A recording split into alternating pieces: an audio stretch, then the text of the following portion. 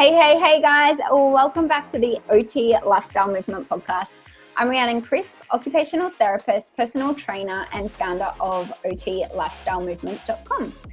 Guys, seriously, get ready, strap in. Today we are diving head on into Holistic OT, and we're getting our questions answered when it comes to figuring out what's actually within our scope of practice. And I couldn't think of anyone better to talk to than Emmy Vadnais. Emmy is the founder of holisticot.org. She is an occupational therapist, intuitive healer, teacher, writer, and consultant. She provides intuitive development, integrative and holistic health, wellness and prevention services, and educations to individuals, healthcare practitioners, and organizations. Welcome, Emmy. Thank you for having me. Pleasure to be here. You are such an inspiration. I have been following your work for many years, and it is such a privilege to have you on the show. Thank you. Well, I'm honored to be here. I'm excited to share and to just keep sharing whatever it is you'd like to learn, and anybody else who might be listening as best I can. Awesome. Okay, so what we do at the start of every podcast is we hit the rewind button because we love to learn a little bit about our guests. So can you tell us a little bit about your story and how you came to do all the amazing work that you're doing today? Well, I will do my best to give you a very short version. Well, I've been an occupational therapist since 1996. And when I first came out as an OT, I'm here in the Twin Cities. I live in St. Paul, Minnesota, which is the capital of Minnesota and the twin of Minneapolis. And when I came out as an OT, it was very saturated for therapists. And so I found myself doing a lot of work in skilled nursing and transitional care unit, which I enjoy working with the older adult population. But I was very inexperienced and didn't really realize that I was not probably going to be doing a lot of rehab. And so all that I had learned in school, I wasn't really able to apply the same way I wanted to. And I quickly discovered, and I even had this thought before when I was still in OT school, that I really wanted to work on the prevention side of helping people. And I quickly saw how people would have, sadly, stroke after stroke, heart attack after heart attack, people having all sorts of, sad things happen from diabetes that we all know in healthcare can happen. And at the time, it wasn't really well understood that some of these things might be preventable. I mean, I think we knew at the time that, for example, more people tended to have heart attacks on Monday mornings, people going to work and stress and so forth. But we have a lot more data now about all of this. And also, I myself was experiencing some what I thought might be, contributing to some of these health conditions for people, whereas, stress and lifestyle, which a lot of us know about, healthy lifestyle and so forth. Now there's been a lot of data that's come out, but I really started myself experiencing symptoms of burnout because I felt like I wasn't really able to contribute the way that I wanted to. And I do think that end of life care is very necessary, and I've approached that much differently as the years have gone on. But I kind of moved past from, I know that rehab and people are going to have, genetic or accidents or certain things that happen, and I don't know, maybe everything's preventable, but we do seem to all pass from this life. Something's going to take us at some point. But I really wanted to support people in that regard. And I'd always been interested in something that has often been referred to as alternative medicine. And so I kind of just hit a wall, and I took a break from working as an occupational therapist. And I ended up taking some classes in qigong energy healing because I had learned about that and how it might help people. And I was very much a skeptic, a healthy skeptic. And at any rate, that particular facility was one of the first, actually, I think it was the first holistic health center in the Twin Cities that opened in the 70s. And I started working at the front desk, and then I became the office manager, and I helped out with the qigong school as well, and went on to become, do the training and, complete their certificate program in that. And so from there, it was just really a journey of a lot of introspection of how can I help serve, because here in the United States, and probably a lot of places in the world, I don't know for sure, but prevention is not reimbursable. in healthcare.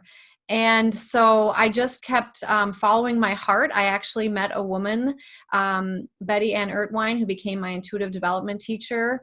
And there weren't really many people around to mentor me in mainstream healthcare around doing some of these things. And I found that meditation and qigong and massage therapy, and I studied all these different forms of holistic health, to me almost seemed more like the real medicine that I mean, I know there's a time and a place for surgeries and pharmaceuticals and so forth, but that's how I got into this. And then really from there, I just continue to take continuing education courses, and then just continued to listen to my intuition and met different groups of people, and just, continued for years on that. So that's kind of how I got started. I hope that wasn't too long of an answer.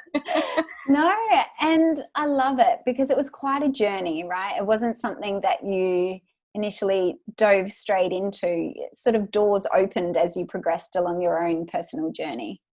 Yeah, and I think that, in hindsight, now that I can look back over 20 years, I mean, really it is a journey. Everybody has their own personal journey in life. And that's what I've come to recognize, is that I think the old structures of thinking that you get a job and you stay there until you retire aren't quite the same as what they used to be.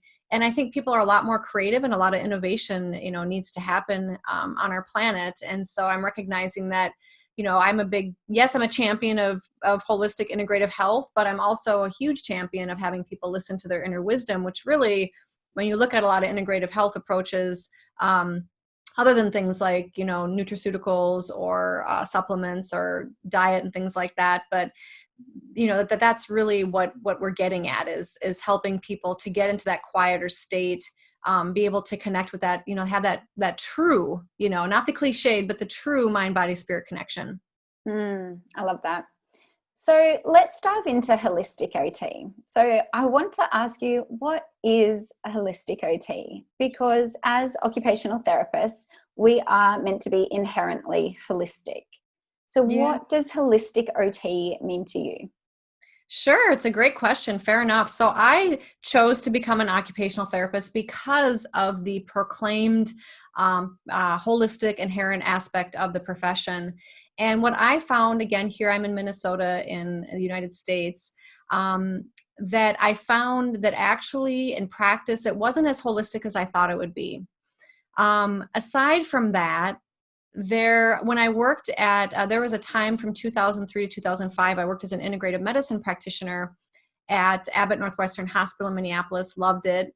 We worked in all sorts of different units helping people with integrative health. And I worked alongside holistic nurse clinicians. And I knew that there are holistic physicians, holistic doctors. And I thought to myself, why don't we have holistic OTs? And that really, from that term of holistic, what I mean by that is what has often been referred to as alternative medicine, now integrative health, but combining it with occupational therapy. And I knew that integrative health or integrative medicine, really at the time that I was, getting a lot more confident using these by working at the hospital and so forth, these techniques, I knew that integrative medicine was a term that was more used within mainstream healthcare. However, I also knew that most people outside who are unlicensed or just people who are not healthcare practitioners don't really know what integrative medicine or integrative health means. And actually, quite frankly, a lot of healthcare practitioners still do not know what that definition is. And so I went ahead and just thought, well, I'm going to go ahead and just start writing about what I think holistic OT could be. And I just started blogging about it. I think I wrote a blog post, I believe it was in 2011. And slowly and then quickly, all these OTs started contacting me. And Mandy Lubis, she's in the Boston area. She and her partner now have a wonderful health center out there. But we got together and we decided to write an article for Advance for OT Practitioners magazine. And it was so popular, talking about holistic OT, that we actually had a column with that magazine for about 5 years. And I recognized that there was really a zeitgeist happening of people who were like myself, who recognized there's these other techniques that, things like yoga, Tai Chi, Reiki, Qigong, aromatherapy, things like this that can be beneficial for people. And so really in the last 10 years, I've seen a lot more research and evidence come up with it. So I went ahead and I started having these monthly holistic OT conversations with various OTs talking about how they use it in their practice. I've done a lot of blogging, a lot of writing, and went ahead and made the holisticot.org website as really as a resource for occupational therapists, but also people seeking those services. And so, and then, social media has really grown up over the last, the last decade, really. And so that's just been a great way to connect with people. So I'm really pleased. I had no idea that it would grow this much. And I'm really pleased to see that such a movement happen in the OT profession. Mm. So what kind of holistic approaches can we integrate into OT practice? What have you seen? I'm sorry, I missed that last part. I was just wondering, what have you seen along this time, with different practitioners entering into this area? What sorts of things have OTs been incorporating?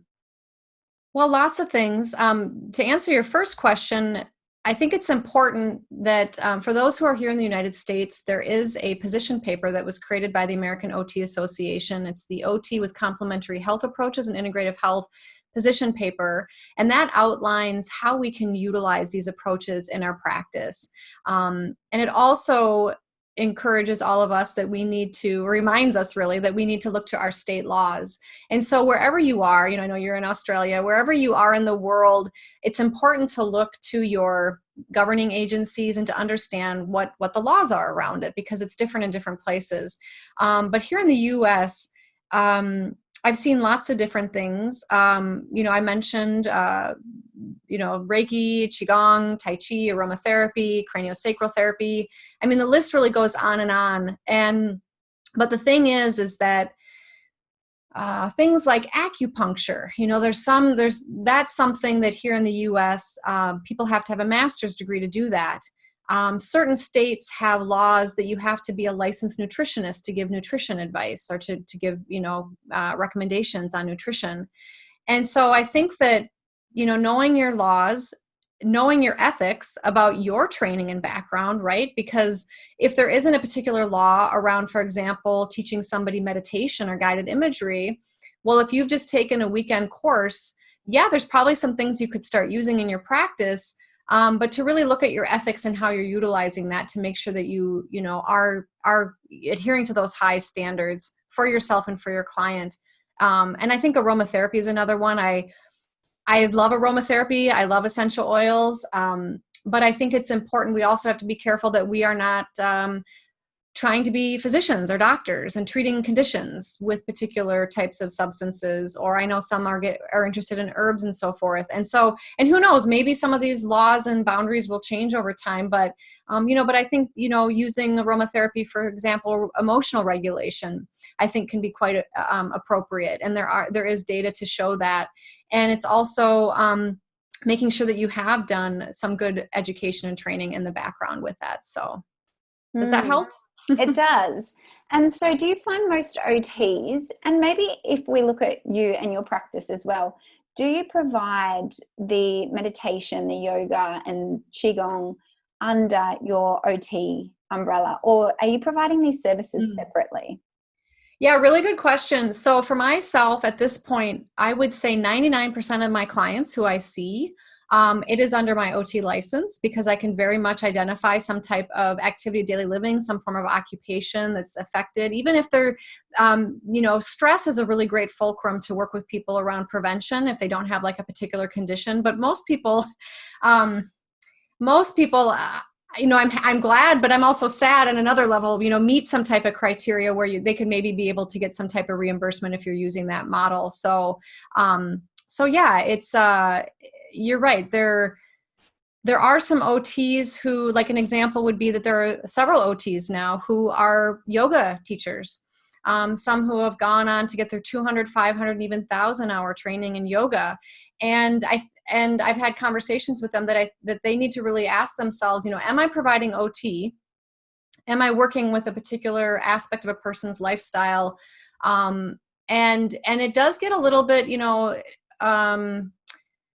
I'll just say tricky, in that when you're doing prevention and wellness, we can as OTs do prevention and wellness. Again, here in the United States, we can. That's one of the 6 key practice areas according to AOTA, is health and wellness.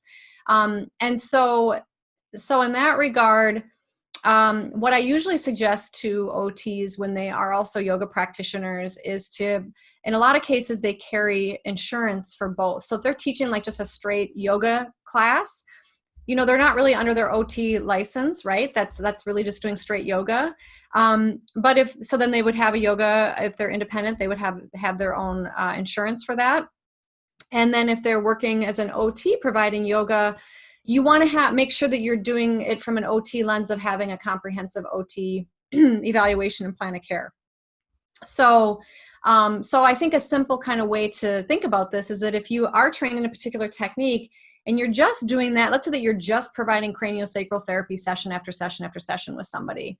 Is that really OT? Probably not.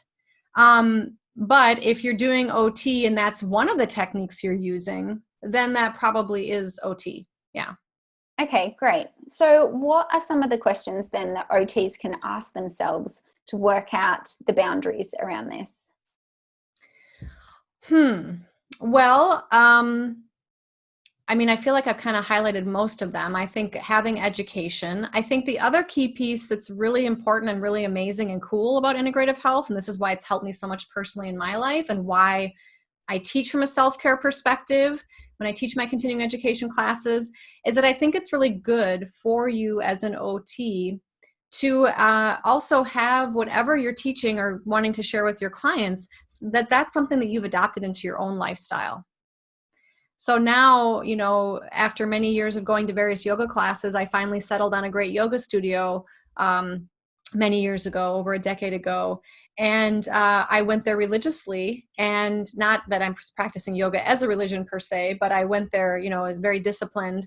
And now for many years, I've had my own daily yoga asana practice, but I also have, my own flavor of meditation and prayer and all the things that I do so that I can, really that you're practicing what you preach as well. And that's a great way to integrate these approaches in, to be able to understand them, to be able to really share. Because things like meditation, I know there's a lot of great meditation apps and a lot of great free YouTube videos, and people are getting a lot of benefit out of that.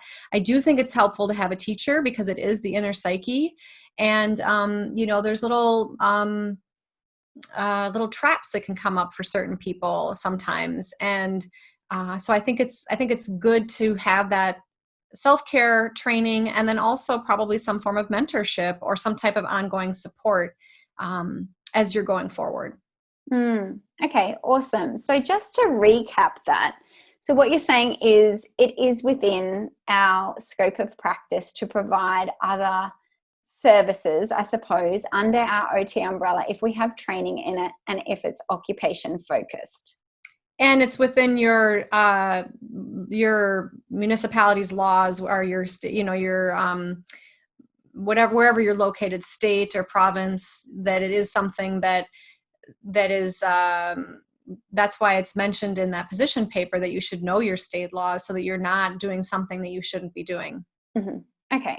Well, I think that's really promising for a lot of OTs, because I find this such a great area, and I find questions come up all the time. And particularly for myself, even years ago when I started looking into this, I didn't know where to start, and I didn't know what I could do and what I couldn't do. And I feel like there's a lot of other OTs out there who are exactly the same, who have this fear around it, and they feel like they have to offer different services. Like, I am only doing occupational therapy now, okay, and tell the client, okay, now I'm doing craniosacral therapy, and they can't almost be intertwined. Yet from our occupational lens and from our focus, it is almost very hard to pull them apart if we're coming from that occupation lens. Yeah. I think another way, I appreciate what you're saying. I think another way to think of it is that when somebody is, documenting or billing for these services, and even if you're not billing, but to think about what kind of codes you might use, because that's going to help you identify how you're using it therapeutically. So for example, meditation could be a self-care, could be an ADL, it could be a therapeutic activity, it could be neurocognitive retraining, it could be neuromuscular reeducation. So if it's something that you feel could benefit your client, and it's something that they are, I think it's important to highlight, sometimes people, I think, are nervous to present some of these approaches to people, thinking that there might be personal biases against that. But I think if we are unsure ourselves and we present this to our clients are going to feel unsure. So we need to be confident. And that's why I suggested people adopt these for their own self-care practices, because that's really how you're going to get confident as well. So that you can share with them that, yes, there is efficacy-based research behind this. And I'm suggesting this as your therapist because I think it could be helpful for you. Would you like to try it? I sometimes suggest in my classes to suggest to somebody who's maybe even a PRN OT. They don't have any rapport with the client. It's a Saturday morning. The person's in pain. They're obviously, most cases, I think a lot of people who are receiving therapy in TCUs or in hospitals are actively going through a traumatic experience. And so I sometimes suggest to the client, if they're not wanting to participate in therapy, maybe you could say to the person, if I know something that I think could probably help you lower your pain and your stress and maybe your anxiety levels. Would you like to try it? And it's something that might even help you in under 15 minutes. Would you like to try it with me today? And most people will go for that. Awesome. Yeah. Are you able to give us some examples of how you use your alternative and complementary therapies with your occupational lens, just so we can get a vision and we can see what's possible? Yeah, so I have what would be considered more of like a community-based therapy practice, healing practice. It's not always rehab in a certain sense. To me, I think of it as sort of like life, right? Like we're all on this journey. And a lot of the folks that I work with, they might be dealing with cancer. They might be dealing with some type of structural issue. They might have some knee that maybe they've had surgeries on that isn't quite always healing, or sometimes gives them trouble. They might be going through some type of mental or physical health condition, whatever it is. And so basically for me, I've been an OT for a number of years. I have my own modified client intake form that I use and do an interview with them. And I generally will do actually an energy healing assessment from an intuitive perspective. So that for those who are open to it, I always ask their permission, of course, because that can sometimes fill in the blanks or give me more information than maybe what we got in conversation or what they were able to tell me verbally. And that also gives me a perspective of understanding. I ask questions around people's beliefs around spirituality and religion, if they practice anything, and if they're searching, or, what gives them meaning and purpose in life. Because I also know that when I do that energetic assessment, I can get a sense of how rooted they are to the earth, or how much they might be spiritually connected or not connected. And by spiritually, I guess I mean more from like the metaphysical perspective, sans whatever my belief is, but within their belief system, whether they identify as atheist or have a particular religious or spiritual belief. But at any rate, from an energetic perspective, that helps me understand. And then, of course, I ask them, why did you seek me out? Why are you coming to see me? What is it that you want support with? What goal or intentions do you have? And what have you tried that's helped you? So I can have an idea of what they've already gone through. And how do you know that you'll have reached that goal? Because that gives me a tangible outcome that they're looking for. So right there, they've already given me at least one long-term goal. And usually I can identify many more, which we all can in our lives, right? There's always ways to improve on a lot of things in our lives. But then we, of course, prioritize, not too dissimilar to sort of a impromptu or modified Canadian Occupational Performance Measure, the COPM. And then from there, I offer the various ways that I can support them. And I do a lot of coaching, or therapeutic dialogue, active reflective listening. And I think that, like I said earlier, the stress component to me is so significant because of our fast-paced society, because of so many things happening in the world. And also, I recognize from that intuitive development or intuition perspective that a lot of people are disconnected from their true selves in that regard. And they have a lot of, I would say, and a lot of different health conditions, not all, I don't know that to be true for sure, but I would suspect most, if not all, have an underlying core belief component that's impacting the person. So I do a lot with people around meditation, guided imagery, mindfulness, but being able to truly help them shift some of their beliefs so that they can open more to possibilities. And I also like to use EFT, emotional freedom technique. I've seen a lot of great transformations happen with that, as just some examples. And I'm also trained in various forms of body work and other types of techniques as well. So that's just to give you a little taste anyway. Oh, that's amazing. And I think it really does just open the doors and the minds of OTs out there who are listening in. Oh, that's great. That's great. And it's really inspirational. I think what you're doing is inspirational. Everyone, if you haven't checked out Emmy's Facebook group, go check it out. It's Holistic OT. There's heaps of people in there. There's lots of information. The Facebook group is Holistic Occupational Therapy. I think if I was able to turn the clock back, I might have just made it Holistic OT, but they're Holistic Occupational Therapy. So there's over 4,000 OTs from around the world currently interacting on there. So thank you for mentioning that. Yeah. No worries. Well, we might start to wrap it up. Let's head to the 3 rapid fire questions. Okay. So I'll come on a game show. Get ready. Are you ready? Alrighty. Question 1. Drum roll, please. In one sentence, how do you describe OT? I would say that occupational therapy helps people to be as functional in their lives as they would like to be. Love it. Number 2. It used to be a lot longer, but over the years, simple. Keep it simple. That's it. It can get confusing, and the simpler we can keep it, the more understood our profession can be, I think.